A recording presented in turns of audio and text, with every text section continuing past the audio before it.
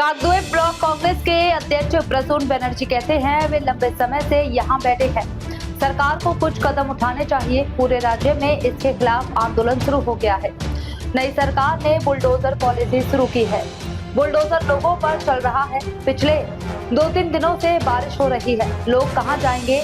High court का आदेश है। इस कार्यवाही पर रोक लगी हुई है, फिर भी ऐसा हो रहा है। মানুষগুলো তো নিরুপায় হয়ে পড়ছে। কর্মসংস্থানে রাজ্যের এই অবস্থা, বেহাল দশা।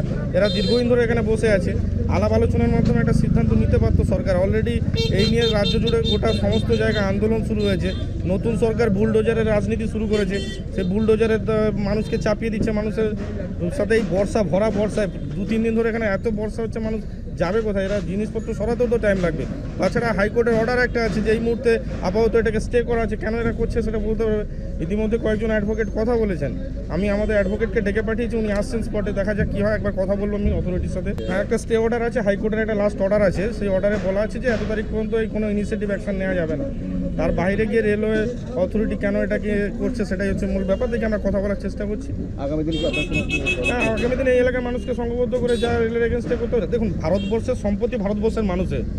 রেলের জায়গায় যদি অকুপাই বা অবস্ট্রাকশন হয়, সেটা আলোচনার ভিত্তিতে এটা মীমাংসা করা যেত। এদেরকে কি রিহ্যাবিলিটেশন প্যাকেজ বা পুনর্বাসনের একটা কোনো প্যাকেজ তো এদের সাথে কথোপকথন তো বলা দরকার।